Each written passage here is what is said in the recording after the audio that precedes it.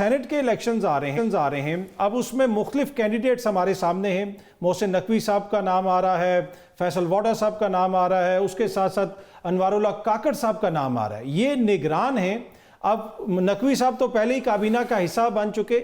अब यहाँ पे क्या आइन और कानून खामोश है कि एक निगरान वज़ीर आला, सबसे बड़े सूबे का निगरान वज़ीर आला वफाकी काबीना में शामिल हो गया है, अब वो सेनेट का इलेक्शन लड़ रहा है, तो इसमें कोई आइनी कदगन नहीं है?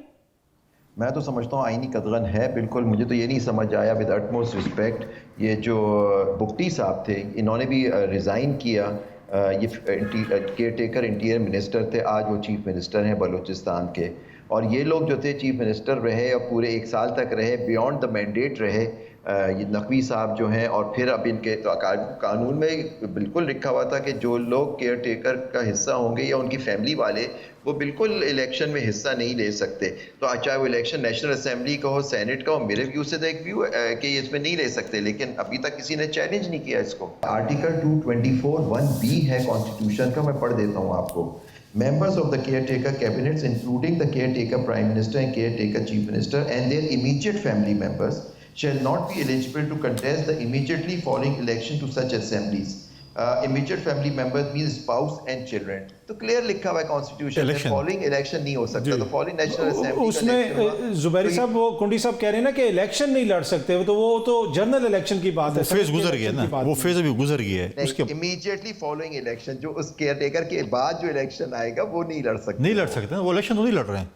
नहीं, आपके वो तो लड़े, वो जो चीफ मिनिस्टर हैं वहां से, he resigned and then contest. जब वो रिजाइन, देखिए वर्ड यूज हुआ है care taker, chief minister, prime minister वगैरह, वो नीचे पहले रिजाइन करते, once you have become a care taker तो आप पे कदगन लग जाता है। मेरा ये व्यू है, मैं गलत भी हो सकता हूँ, लेकिन आइन की मैंने से पढ़ के सुना दिया। और फॉलोइंग इलेक्शन दोनों होते हैं, नेशनल असेंबली के और सेनेट के।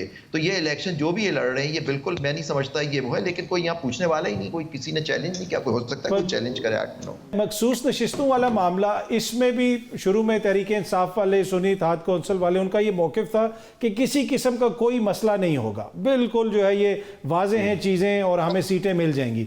लेकिन आपको लगता है कि यहाँ पे वो कहीं पे मिसकैलकुलेशन कर गए और उनकी सीटें नहीं बनती, और अब अगर वो सुप्रीम कोर्ट में जाते हैं, आपको लगता है कि कोई वहाँ पे उन्हें रिलीफ मिल सकता है?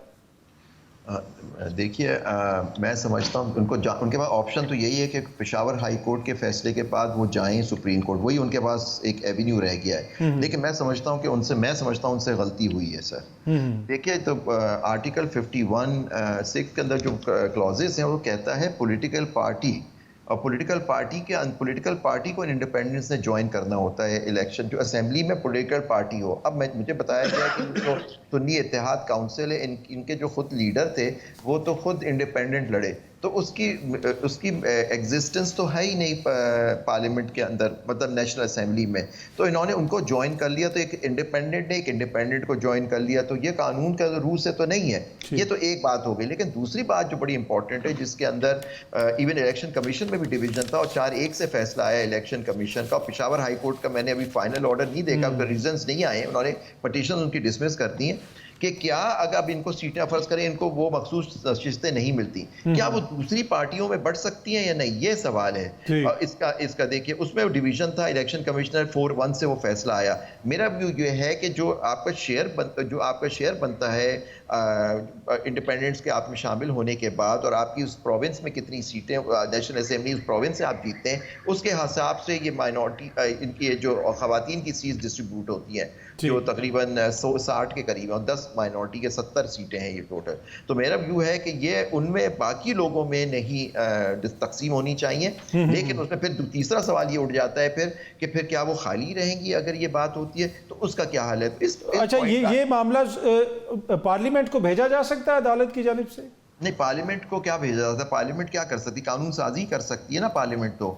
और देखिए, पार्लियामेंट खुद तो डिसाइड नहीं करेगी। देखिए, सारा गेम ही यही था, बल्ले का निशान लेने का अफेक्ट क्या हुआ, जो हम पहले भी प्रोग्राम्स कर चुके हैं, आपके साथ मैंने किए हैं, उनसे सारी ये चीज़ें हमने फोर्सी कर ली थी कि ये सारा उनके साथ प्रॉब्लम्स आएंगी। अब इन्होंने एक फैसला कर लिया सुन्नी इत्तेहाद को, पहले वो MWM एक पार्टी थी, उसमें शमूलियत कर रहे थे, उसकी तो वो तो सीट थी उसकी मौजूद। तो अच्छा, फिर इन्होंने एक और गलती की, मैं समझता हूँ कि अब ये थे, इनका ले लिया था, इनको फिर भी लिस्टें देनी चाहिए थी, या उन लोगों को देनी चाहिए थी, इन्होंने लिस्टें भी नहीं दी। उसका भी इफेक्ट देखना होगा कि अगर इलेक्शन से पहले जो शेड्यूल था उसमें उन्होंने अपनी सीटें नहीं की, तो ये सारा है। तो ठीक। ये सारी चीजें मेरे ख्याल से इस पॉइंट पे ये तीन पॉइंट है जिसपे सुप्रीम कोर्ट ने जी। अपना हतमी फैसला देना जी, होगा। अच्छा ब्रीफली अगर आप बता सकें कि ये जो खान साहब के केसेस लगे हुए हैं इस वक्त हाई कोर्ट में, वहां पे आपको क्या लग रहा है कि रिलीफ मिल जाएगा, जमानत हो जाएगी? बिल्कुल, मैं तो समझता हूँ तीनों जो केसेस हैं बिल्कुल ही गलत हैं और उनके खिलाफ कोई एविडेंस ही नहीं। जिस तरह से वो एविडेंस चली, मैं तो समझता हूँ इसको मेरिट पे फैसला करके रिमांड नहीं होना चाहिए, क्योंकि देखिए 2 केसों में तो रिमांड बिल्कुल ही बनता है कि उनको शहादतें नहीं दी गई, उनकी साइट क्लोज कर दी गई सारी।